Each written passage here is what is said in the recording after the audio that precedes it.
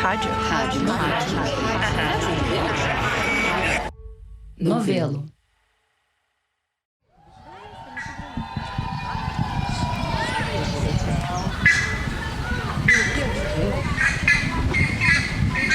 Um, dois, três e... Partiu. Era um dia de março de 2025. A gente tá aqui. E a gente tava atrás de um bicho. Tucano, Seriema, Mutuns, Aburria, Ararajuba, outras. Acho que tá em outras. Ali, ó. Você tá vendo? Cadê? 37 ou 36. Eu tava com a Flora Thompson DeVoe e com a Carolina Moraes. Precisa uma M, eu acho. Calma. E a gente tinha um date com um avestruz. É 37 e a gente tá aqui. É do Museu de Zoologia. A gente só quer chegar e ler. Esse avestruz veio da Avestruz Master.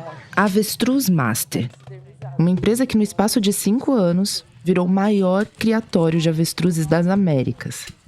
Segundo os próprios relatórios deles, eles tinham mais de 600 mil avestruzes em fazendas pelo Brasil afora. Dá pra ver daqui? Você tá vendo o pescoço?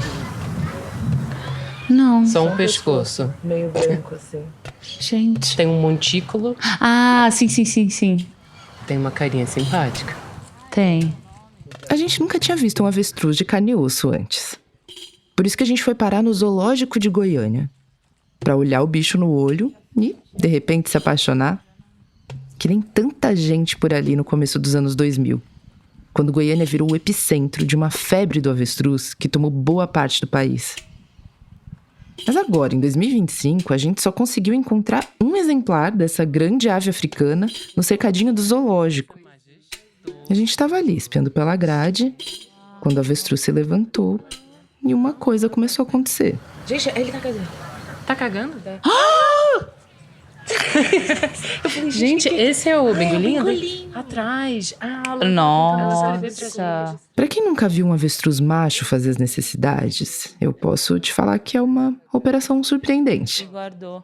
Mas eu não vou cometer a indiscrição de dar mais detalhes aqui. Como é que é a cloaca? Mas é bonito, hein? É bonito. Cagão. Agora tá indo lá encarar os visitantes. Ele gostou do seu óculos, Flora, cuidado. O avestruz é um animal bonito, mas ele não é inofensivo. Ele pode chegar a 3 metros de altura. Ele consegue correr a 70 km por hora. E ele tem uma garra que pode matar alguém fácil. A Avestruz Master também não era inofensiva. E eu digo era porque a empresa quebrou, em 2005. E ela quebrou em grande estilo. Com direito a investigações do Ministério Público Federal, do Procon e até do Senado. A empresa, que tem filiais em 7 estados e no Distrito Federal, amanheceu de portas fechadas. Um dos maiores escândalos de crimes financeiros do país, né? Muita gente investiu em criação das aves com a promessa de lucros altos em curto prazo. Hoje, o que resta da Avestruz Master é uma dívida de mais de 600 milhões de reais. Em torno de R$1 bilhão de prejuízo.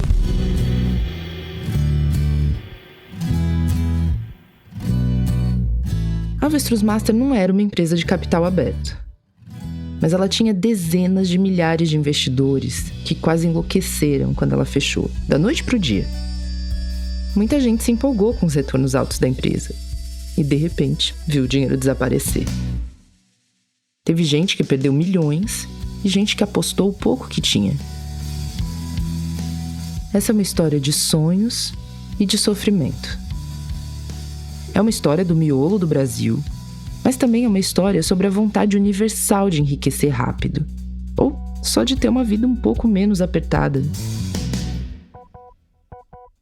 Essa também é uma história de família, de uma empresa familiar. Mas nunca dá para esquecer que a moeda nesse jogo todo, o que faz a máquina girar, o que faz a nossa história andar, são eles. O primeiro bicho do jogo do bicho. Os avestruzes. Eu sou a Paula Scarpim. Eu sou a Flora Thompson DeVoe. E eu sou a Carolina Moraes. E esse é o Avestruz Master, uma série original da Rádio Novelo. Episódio 1. O sonho do avestruz próprio. Ele não era maior? Não, African Black. Ah. É bem um avestruz clássico, né? O African Black. É. Não, eu digo o avestruz que a gente pensa quando a gente pensa em... Para de zoar. Parece meio Milton Cunha. É o avestruz clássico.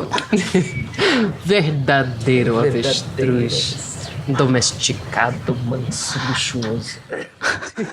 Vai gravando, meu amor. É sobre avestruz. A gente conversou com ele, o homem, a lenda, o Milton Cunha real, sem ser a imitação da Flora, em maio de 2025, na sede da Academia Brasileira de Artes Carnavalescas, no centro do Rio. E não era só porque a gente é fã das análises dele das escolas de samba. A pluma de avestruz, ela é um sinônimo de opulência. Eu diria que a arte plumária do carnaval depende 70% da pena do avestruz. É que o avestruz é um dos baluartes da maior festa popular do país. Incrível. Então, quando você vê um avestruz correndo, né, nas savanas, nas fazendas, assim, quando abre as asas que bate, é uma belezura, né? Então, quer saber? Todo destaque de carnaval quer ser um avestruz, meu amor.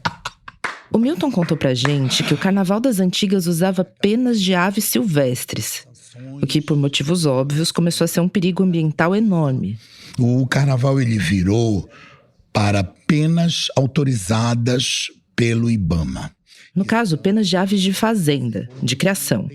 E também penas artificiais, de fibra de carbono e de tecido. O problema da pena de avestruz é que, como ela é gorda, elas são, sim, muitos filamentos. É difícil reproduzir a de avestruz. A pluma de avestruz média e chorona.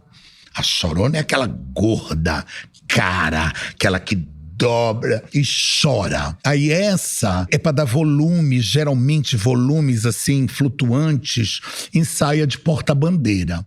A pluma de avestruz tem poucas concorrentes. Tem o fazão, tem o pavão, e olha lá. E a cadeia produtiva do bicho não para por aí. Então, é uma indústria porque você come a carne, enfim, eles aproveitam tudo, a indústria. O couro de avestruz, que faz sapato, faz bolsa. Eu mesmo tenho uns sapatos de avestruz, tenho umas bolsas e é um couro lindo. Na verdade, quando nós começamos a criar avestruz, a gente pensou imediatamente, foi no couro, na pluma e na carne, certo? Para ir entrando melhor nesse mundo, a gente foi falar com quem entende de avestruz de cabo a rabo. Ou melhor, de A a Z. O dono do maior plantel de avestruzes no Brasil hoje. Na verdade, eu sou Manuel Piveta Assunção, ligado à agropecuária nacional há anos, né? Desde décadas. Nessas décadas, ele cultivou muita coisa. Eu trabalhei com tudo. Apicultura, amendoim, algodão, tremoço, aveia, trigo, soja, café. O Piveta falou pra gente que a primeira lavoura de soja no Cerrado do Mato Grosso do Sul, quem plantou foi ele. Inclusive hoje, tanto o Mato Grosso do Sul e seguido depois pelo Mato Grosso, se tornou essa potência em produção de milho, soja, certo? Por quê? Há sempre um maluco que faz. Eu sempre ouvi dizer que empreendedorismo se mede pelo tamanho da irresponsabilidade. Olha pra cara dele. Vamos lá. Vamos. De volta pro assunto que interessa aqui. Eu constituí uma empresa em 23 de maio de 95 para criar avestruz. Talvez nunca tenha passado pela sua cabeça criar avestruz. Mas olha só. Gente, o avestruz é a coisa mais extraordinária que existe. É um bicho que traz vantagens ambientais. Porque é um animal que ocupa pequenas áreas, produz bastante. Ele gera emprego. Um avestruz, por exemplo, a área que eu destinei a criar avestruz dentro de uma fazenda de 2.000 hectares, é uma área de 100 e poucos hectares, e nela hoje a gente emprega, direto e indiretamente, 200 empregos. E não para por aí. O couro é uma coisa tão resistente, tão macio, e nunca rasga, nunca acaba. A pluma nem acaba de abater, é disputada assim a dedo. A gente explora até o próprio osso do avestruz, que vai para cutelaria, para cabos de faca, garfo, espetos. Até o osso a gente aproveita. Então a gente cada vez fica mais assim eufórico com aquilo que o avestruz faz para a gente. Ao longo da história, muitos seres humanos ficaram eufóricos com as possibilidades do avestruz. E para a gente refazer o nosso caminho até o zoológico de Goiânia, e para começar a entender como essa euforia acabou virando desespero, a gente primeiro precisa passar pela África do Sul. E para essa etapa da viagem, eu vou passar a bola para Flora. Não dá pra dizer que o avestruz teve uma era de ouro, porque essa era definitivamente não foi de ouro pra ele. Mas o auge do fascínio do ser humano com o avestruz começou no final do século XIX. Na verdade, pra ser justa, não era só com avestruz. Era com penas e plumas, de modo geral. O acessório mais chique, o adorno mais estiloso, a matéria-prima mais cobiçada nas últimas décadas do século XIX era a plumagem de pássaro. Muitas espécies nessa época foram caçadas até extinção. E por pouco o avestruz não foi uma delas. Eles foram salvos, entre aspas, por pecuaristas da África do Sul, que começaram a cultivar grandes rebanhos de avestruzes, com foco na exploração comercial das plumas. No mundo das plumas, a de avestruz é excepcional. Grande, volumosa, delicada, segura bem a tintura. Ao longo das décadas, o mercado de avestruz foi crescendo vertiginosamente. Quando o Titanic afundou em 1912, uma das coisas mais valiosas que foram perdidas no naufrágio foi um carregamento de plumas de avestruz. Em 1913, tinha centenas de milhares de avestruzes sapateando pelas fazendas da África do Sul. Uma única pluma boa valia tanto quanto uma passagem internacional de navio. O avestruz tinha virado um pilar da economia sul-africana e da moda global. E aí veio 1914. A pluma de avestruz era um símbolo da elegância aristocrática no norte do planeta. E a Primeira Guerra Mundial derrubou uma dinastia atrás da outra. A moda mudou radicalmente no pós-guerra, para um estilo bem mais enxuto, despojado. Mas teve mais um advento que fez às vezes de pá de cal da pluma de avestruz. O automóvel. Acho que esse talvez seja um dos impactos menos conhecidos da popularização do carro. Mas assim, não sei se você já tentou entrar num carro usando um chapéu enorme coberto de plumas. Provavelmente não, né? Mas é difícil. Você pode estar pensando, mas e se for um carro conversível? Eu te respondo, pior ainda. Avestruz não voa, né? O bicho é pesado. Mas as mesmas plumas num chapeuzinho leve, a tentação de voar é irresistível demais. A guerra, os carros, os ventos volúveis da moda, tudo isso junto matou o boom do avestruz. Da noite para o dia, o preço da pluma entrou em queda livre. Na África do Sul, um estrutiocultor, essa é a palavra para quem cria avestruz, estrutiocultor, esse cara emoldurou 2 cheques. O primeiro era de 100 mil libras, um cheque que o banco dele tinha aceitado, antes da queda. E o segundo era de 1 libra, que o banco recusou, depois do baque. Teve gente que estocou caixas e caixas de plumas, confiando que o mercado ia se recuperar. Mas a maior parte deve ter virado pó. Bom, daí corta para quase um século depois daquela primeira euforia, vamos para as últimas décadas do século XX. E aí a gente tem, de novo, seres humanos sonhando com as possibilidades desse bicho excepcional. Tudo começou com uma desgraça novinha em folha. Logo antes do Natal de 1984, uma vaca numa fazenda em Sussex, na Inglaterra, começou a desenvolver uns sintomas esquisitos. A cabeça dela tremia, ela não estava andando direito. Em fevereiro de 1985, ela morreu.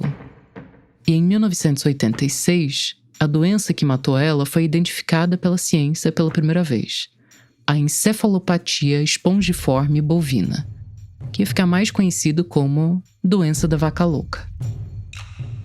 Num primeiro momento, o governo britânico dizia que a doença não representava um perigo para humanos. Mas nos anos 90, começaram a aparecer casos da doença na população. 1 morte, 2, 3, 10. O foco do surto da vaca louca ficou na Inglaterra. E muitos países baniram a importação da carne de vaca britânica durante anos. Mas o medo da vaca louca se alastrou muito mais do que a própria doença. E muita gente começou a procurar um novo horizonte. Na verdade, não tão novo assim. Muito antes das fazendas sul-africanas de plumas, no Egito Antigo já tinha gente domesticando avestruzes, que aliás são de lá, do norte da África, criando para carne e para ovos. O consumo nunca se popularizou que nem o da galinha, o da vaca e o do porco, mas aqui e ali tinha gente comendo e gostando. A carne de avestruz é uma carne extraordinária. Aqui de novo é o Manuel Pivetta.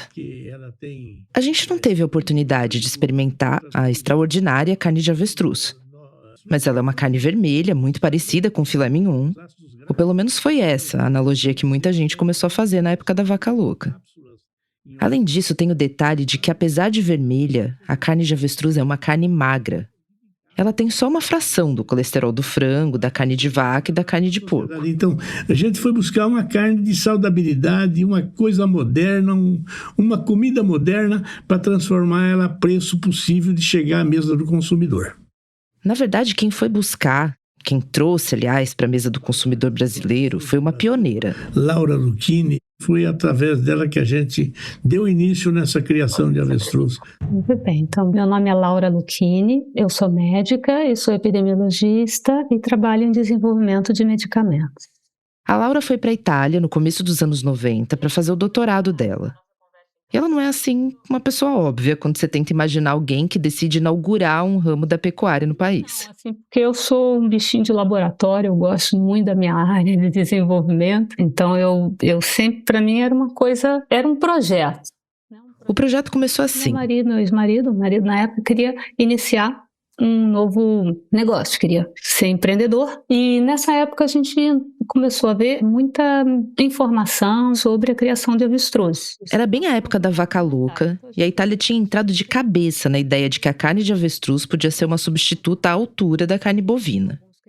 A Laura e o marido dela ficaram sabendo disso, e eles foram visitar uns criatórios.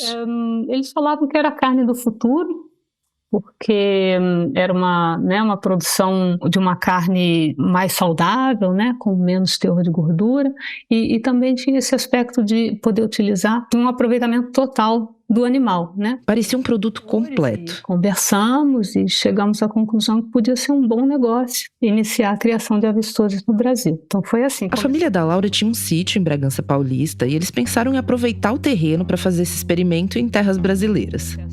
O primeiro passo era burocrático. Não precisava de autorização do IBAMA na época, porque era um animal exótico. Até o IBAMA entender por que esses malucos queriam trazer 12 avestruzes para fazer criação. Enfim, teve vários percalços, né? Até então, a avestruz era animal de zoológico no Brasil. Imagina, era como se a Laura estivesse chegando no IBAMA pedindo autorização para criar zebra para corte, ou leão. Mas eles conseguiram a autorização. No início eram 12 pioneiros. Tinha menos de um mês os animais quando a gente trouxe. Não sei se você já viu um avestruz com poucas semanas de vida, mas é uma bolinha fofinha, coberta de penas, quer dizer, de plumas. A Laura e o marido compraram caixas de transporte dessas de cachorro, porque caixa de transporte de avestruz bebê ainda não estava disponível no mercado, né? Eles forraram direitinho, com comidinha e tudo, e botaram os avestruzinhos para voar, para atravessar o Atlântico. A história, né? O marco histórico da criação de avestruz foi a gente chegando em São Paulo com esses bichos. Já, depois do intervalo, a gente continua.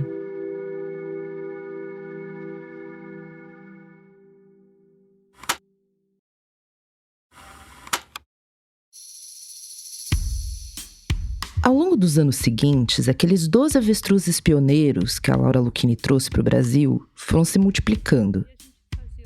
Toda a ideia era essa, de começar a crescer o plantel, o rebanho nacional de avestruzes, para criar um mercado de avestruz mesmo. Com a divulgação de todos os benefícios da carne de avestruz, eles apostavam que as pessoas iam passar a consumir 1% do que elas consomem de carne de boi. 1%. Não parece uma projeção ambiciosa demais, né? Só por essa conta já dava uma demanda de 50 mil toneladas de carne de avestruz por ano. Mas não ia ser o sítio dos pais da Laura que ia produzir tudo isso, claro. Nós éramos pioneiros, não era a nossa vocação criar uma grande fazenda. A nossa vocação era ser pioneiros da criação. Nesses primeiros anos, a Laura foi conhecendo melhor as manhas do bicho. Você é um animal de grande porte, mas é muito interessante porque se você demonstra firmeza, ele se deixa manejar, né? Então, era um exercício muito interessante de liderança também, né? Não sei se o jeito certo de manejar um avestruz serve para outros exercícios de liderança e gestão, mas aqui vai.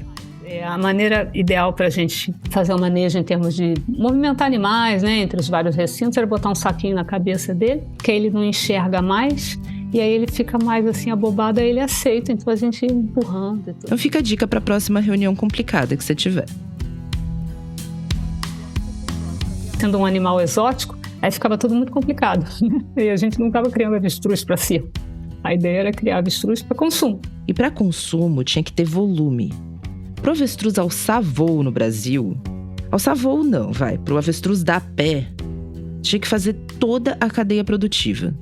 Tinha que ter quem fizesse ração, tinha que treinar tratador, zootecnista, tinha que ter gente estudando avestruz na faculdade. Eu viajei o Brasil inteiro fazendo palestra em universidades de zootecnia, veterinária. Então a gente fazia cursos, né? Todo mês a gente fazia um curso de final de semana e vinha gente do Brasil inteiro. Foi daí que depois veio a ideia do vídeo.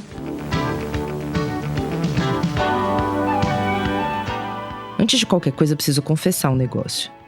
A gente não conseguiu achar o curso em vídeo da Laura.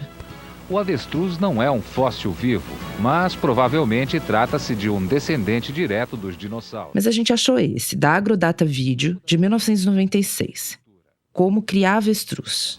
No Brasil, estamos em pleno desenvolvimento da criação dessa espécie para fins comerciais. O plantel brasileiro está em formação, ou seja, os animais são destinados à procriação. A Agrodata produzia vários desses cursos na época. Tinha curso de alimentação de gado leiteiro, de construção e manejo de galpões, de inseminação artificial em suínos. Tinha curso de frango de corte e também alguns mais exóticos, tipo criação de capivara e de escargot. E o avestruz entrou como uma dessas apostas. Porém, a estrutiocultura está se mostrando uma atividade muito promissora. Certamente, em breve, o consumidor facilmente encontrará a saborosa carne de avestruz. A aposta de Laura e companhia era de que produtores maiores, o pessoal do agro mesmo, ia se engajar e incorporar o avestruz no portfólio deles. Café, gado, algodão, fica à vontade. É um catálogo grande. O Pivetta, que era um desses agricultores com catálogo grande, investiu nos primeiros avestruzes dele em 1996. Na verdade, foi a Laura Lucchini quem arrumou os avestruzes para ele. E logo em seguida morreu um. Falei, pronto, não vai sobrar nada. Só que é preciso ter bastante persistência e ser muito teimoso. Nós, no Brasil, somos os teimosos, certo? Acabou ficando com a gente. Pouco a pouco, mais criatórios foram aparecendo, principalmente no interior de São Paulo, e mais gente foi ouvindo o chamado do avestruz. Eu nunca tinha visto avestruz assim, sem ser no zoológico, fui ver na fazenda e me apaixonei totalmente. Essa é a Elizabeth Maciel, que todo mundo chama de Beth. Então, eu sou, sim, uma apaixonada por animais, né? Tudo começou com um bicho do mesmo porte do avestruz. Na verdade, um pouco menor. Porque todo mundo lembra de mim a cavalo. A cavalo andando pela ilha. Eu ia pra vila, ia pra tudo que é canto, né? A ilha é Ilha Bela, no litoral norte de São Paulo. A Beth nasceu em São Paulo, capital, mas ela passou uma boa parte da infância e da juventude dela na ilha. A família do meu pai era toda daqui. Então a gente tava sempre aqui, né? Direto. A primeira coisa que a Beth contou pra gente foi que ela é apaixonada por animais. A segunda coisa foi isso. Fiz curso de doma racional. Depois eu fui pra Lindóia, só pra mexer com doma racional. É a minha paixão. Né? 3 anos eu só trabalhei com isso. Não sei se você sabe o que é doma racional, mas a gente não sabia. É uma doma que você monta com uma semana sem bater no cavalo. Você pede, você faz que nem cachorro.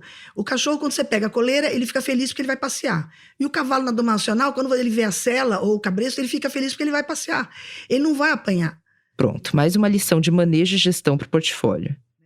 Mas enfim, a Beth estava lá em Lindóia, trabalhando com cavalo, quando ela recebeu um convite. Eu fui trabalhar numa fazenda, primeira fazenda de avestruz, que minha tia trabalhava com o dono dessa fazenda em Sorocaba. A minha mudança era uma comédia, porque ia cavalo, cachorro, tartaruga, peixinho, ia tudo na mudança. A fazenda se chamava JMC Agrocomercial. O dono, João Marcelo Caetano, já morreu, Mas nos anos 90, ele era mais um pecuarista, começando a apostar em aves gigantes africanas, nesse momento de improviso e teimosia.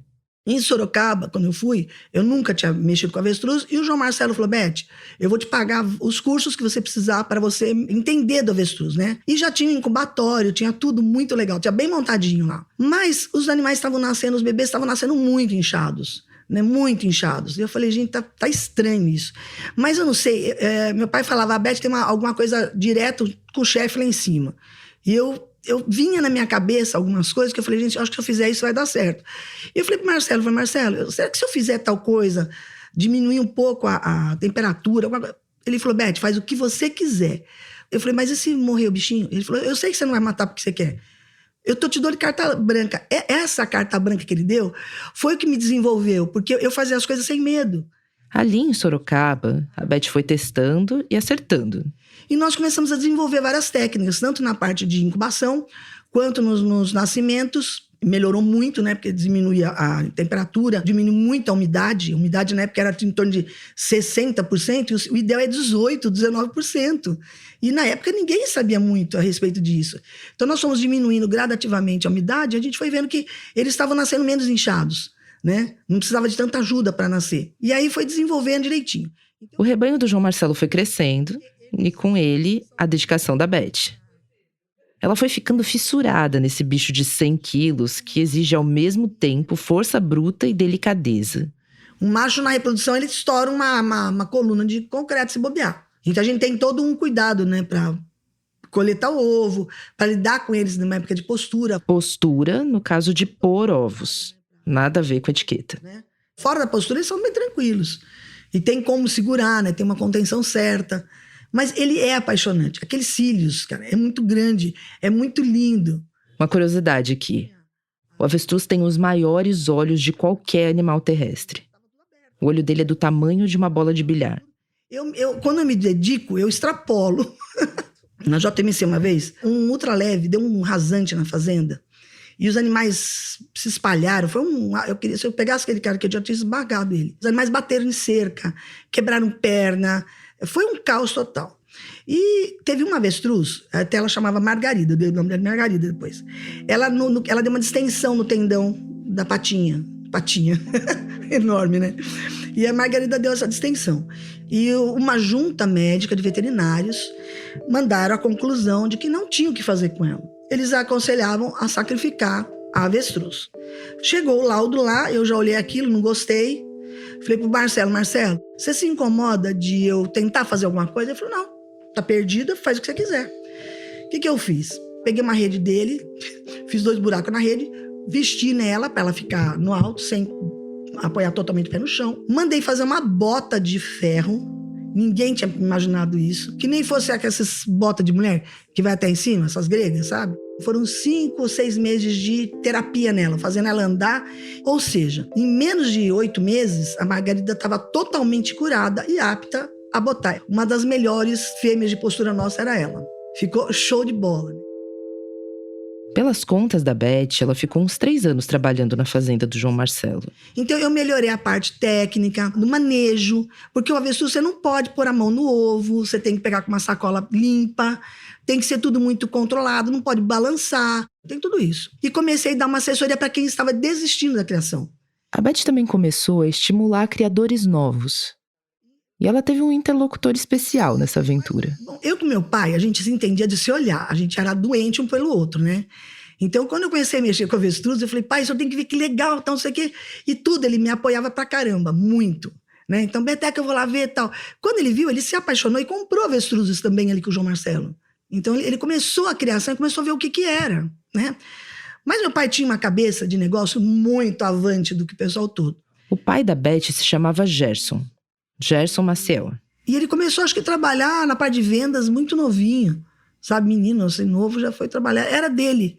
Assim como eu tenho essa minha parte de animais, ele era da parte de vendas, né? Era com ele. Ali nos anos 90, o Gerson já tinha trabalhado vendendo bastante coisa. Mas o empreendimento mais recente dele tinha sido um condomínio em Ilhabela. Só que o problema é que, assim, ele pensa muito na frente, as pessoas nem sempre acompanham. Então é fácil você falar assim, olha, eu quero essa rua aberta, eu quero não sei o que, tá bom, mas vamos colaborar, todo mundo tem que pagar um X. Ninguém queria pagar nada. Chegou uma altura que ele estava um pouco desgostoso com o projeto todo. A ideia era fazer um condomínio de luxo, né? Casas boas, a ideia era essa. Mas o negócio ficou emperrado, não andava, e só ele gastando, aquilo aí ficou meio cansado daquilo tudo.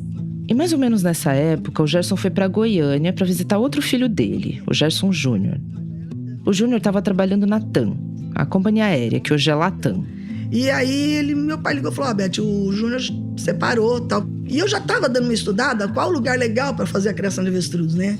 E Goiânia era um lugar específico, porque é muito parecido com o clima da África. Em termos do clima, em termos das planícies, eram muito planos, muito legal. Porque em Sorocaba a gente tinha muito problema na postura, né? Você tinha que fazer várias barricadinhas, porque ele botava aqui em cima, se não tivesse um lugar para segurar o ovo, eu ia rolar lá para baixo. Aí, gente, quando eu cheguei em Goiânia, eu me apaixonei, porque Goiânia faz muito tempo que eu não vou para lá. Goiânia era muito florido, aqueles pastos, assim, tudo planinho, sabe? Fantástico. Plano, seco, um paraíso para estruticultura. Então eu fui para lá. Me mudei para Goiânia. Meu pai, a gente mudou para Goiânia. Eles foram para lá já com o objetivo de montar um criatório próprio. Foi muito louco, assim, porque a gente não tinha dinheiro para investir tanto. O João Marcelo emprestou alguns avestruzes para eles em consignação. Inicialmente, nós arrendamos uma área em Senador Canedo. Senador Canedo é um município pertinho de Goiânia. Então, essa área nós fizemos 26 piquetes de 1.000 metros, que é o ideal, né?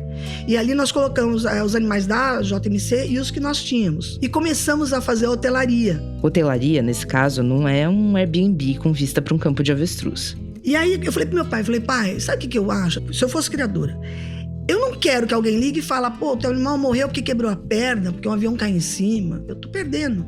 E se eu não tenho dinheiro para investir mais? Tá, e ele foi anotando o que eu queria. Eu quero um seguro. Eu quero garantir que o meu animal, se meu animal estiver dentro de uma fazenda X, eu tenha seguro, né? E eu fui pondo pro meu pai os pontos que eu queria. E ele falou, então nós vamos fazer. A ideia era que, já que a Beth tinha desenvolvido esse know-how na criação de avestruzes, a empresa dela e do pai podia prestar o serviço de cuidar de avestruzes de outras pessoas que tivessem o interesse em investir nesse animal extraordinário. Era muito lindo. Então, a gente deixava os proprietários entrarem. Tá nascendo filhotinho seu, o cara vinha. Era muito bom, era uma festa aquilo, sabe? Era um prazer, não era um negócio. Era um prazer. Então, o pessoal falava, por que tinha dado certo? Que eu e meu pai, eu era o coração e meu pai a razão. Então, eu estava no meio da vida da fazenda. E meu pai na parte prática e financeira. Então, isso deu muito certo. Foi muito rápido que a Master deu certo, por esse motivo. A Master. Essa empresa movida a pai e filha se chamava Avestruz Master. E ela estava destinada a ter um impacto sísmico na história do avestruz no Brasil. Você acabou de ouvir a única coisa que não se aproveita do avestruz. No avestruz se aproveita tudo: a carne, o couro, as plumas, o bico, os ossos, as unhas. Ao se tornar parceiro da Avestruz Master, você tem a certeza de estar realizando um ótimo negócio. Meu pai tinha uma cabeça muito boa pro marketing, sabe? Para fazer as coisas, ele tinha uma cabeça muito legal. Cabeça pro marketing o Gerson tinha. E a Beth tinha jeito com os bichos. Agora era levantar uma empresa do zero. Arrendar as fazendas, encontrar quem quisesse trabalhar com avestruz e principalmente quem tivesse a fim de investir no negócio. De nós três, quem mais mergulhou nos documentos da empresa e como eles começaram essa busca pelos clientes foi a Carolina Moraes. Nos primeiros anos, o Gerson frequentava feiras agropecuárias pelo país, vendendo o peixe deles, que no caso era avestruz. E enquanto isso, a Beth ia apurando a parte técnica. Teve uma hora na entrevista, de muitas, que deu pra sentir como ela tinha botado o coração mesmo no negócio. Os animais recém-nascidos, eles são muito frágeis. Um susto de alguém que derruba um telefone, assusta e mata o bichinho. Eles são frágeis, porque eles estão com o biguinho muito sensível. Então, se não tiver uma estrutura muito legal para não encostar...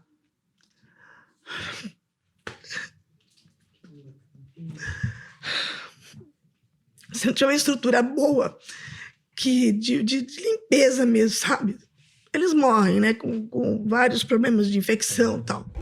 Na Master, então, ela queria todos os umbiguinhos limpos, sãos e salvos. Eu fiz um projeto bem legal mesmo, do incubatório. Então, você entrava na sala primeiro, que era de limpeza, ali você tirava aquela roupa e punha uma outra roupa para entrar dentro das máquinas, onde estava sendo incubados os ovos. Então, a contaminação nossa era zero.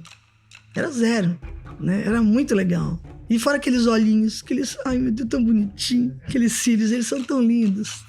O plano de investimento era assim. Você comprava um casal de avestruzes que a Master cuidava para você.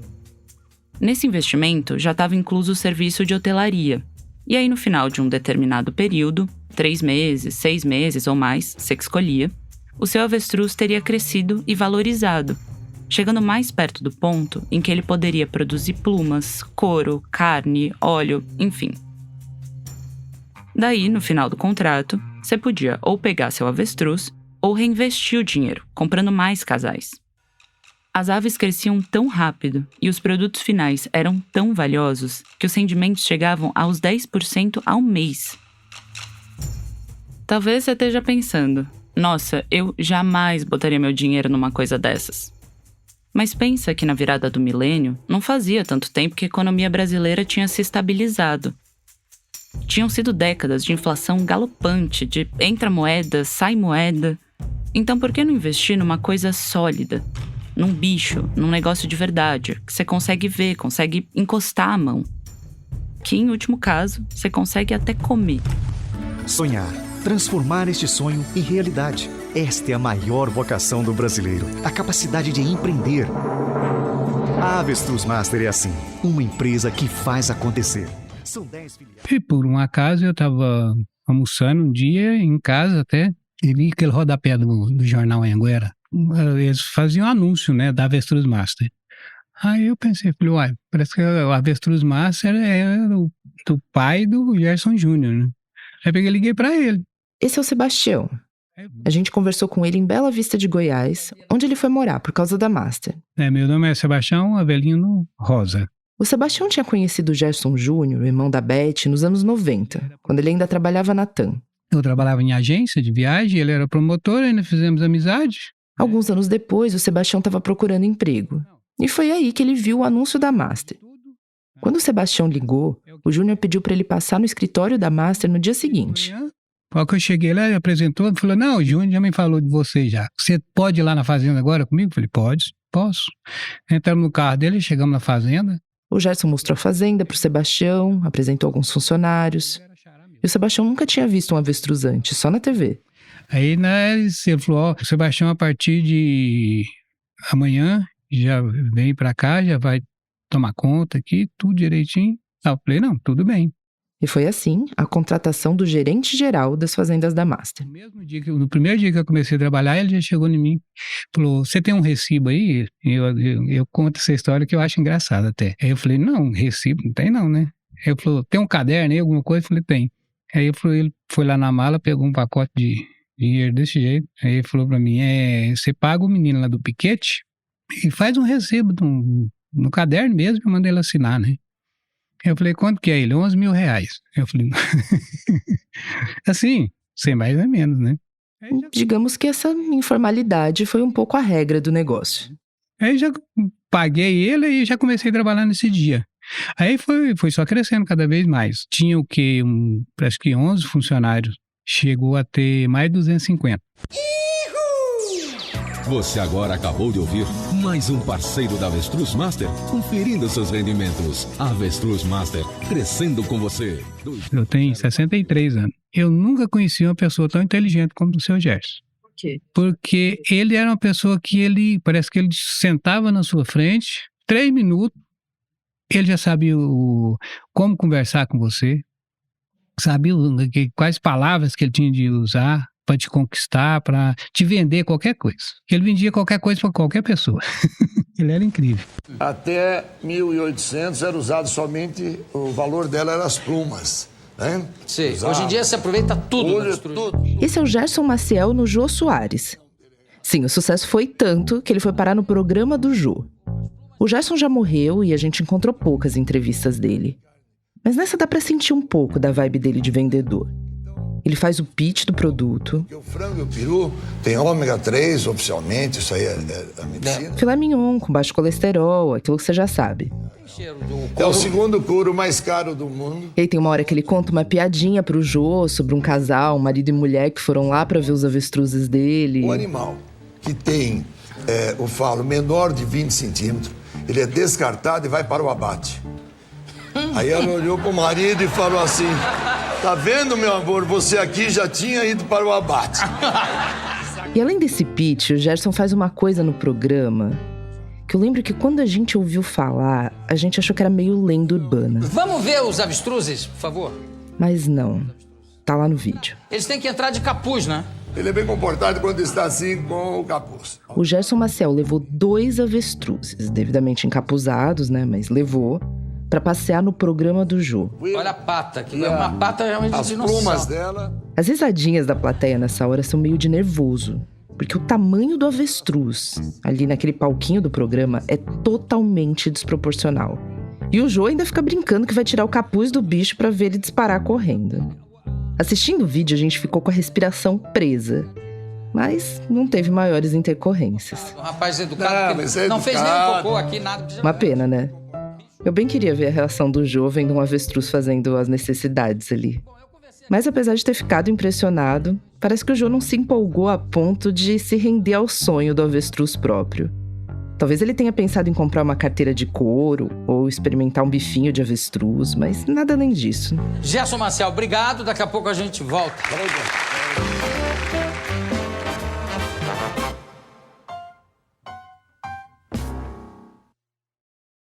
A Avestruz Master tinha aberto em 2000 com poucas aves. A maior parte delas emprestada. E logo nós precisamos comprar outra fazenda, porque o negócio cresceu muito. E nós começamos a comprar a primeira fazenda, a segunda, a terceira, e foram muitas fazendas. 2004, o ano dessa entrevista no Jô, foi um ano mágico para a empresa, com o nascimento de 12 mil filhotes. A Master estava decolando. Parecia que não tinha limites para o sonho do avestruz. Meu pai já tinha colocado avestruz na tribo dos Chavantes. Pra vocês terem ideia. Montamos um incubatóriozinho bem montadinho, veterinários, para dar assessoria para eles. Nós compraríamos os animais deles, justamente para dar esse ganho para eles. Quer dizer, avestruz como ferramenta de política nacional. Assim como meu pai já tinha conversado com o governo, na época que era esse mês de hoje, de colocar nos assentamentos, para evitar o pessoal invadir as fazendas, quebrar tudo. Então já estava sendo feito isso. Colocar nos assentamentos. Porque não sem terra. Mas tinha avestruz também como frente de expansão internacional. Nós já tínhamos escritórios no exterior.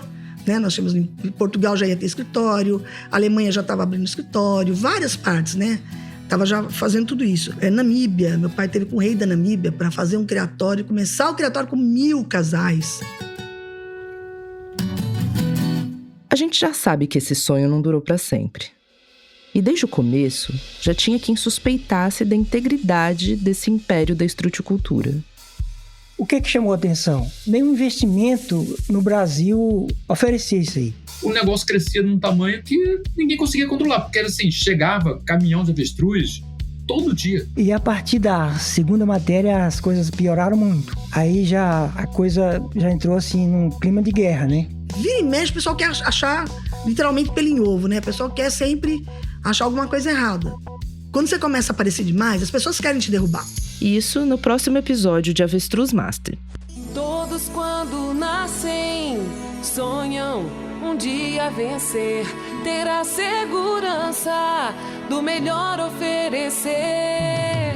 Aqui você tem a garantia que esta parceria pode te dar. Com a Avestruz Master, você pode realizar a maior empresa do ramo na América Latina. Avestruz Master, crescendo com você.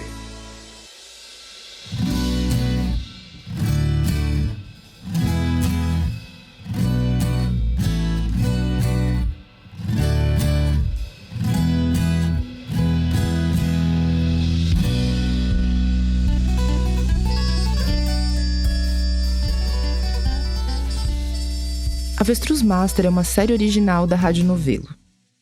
No nosso site você encontra um monte de conteúdo extra.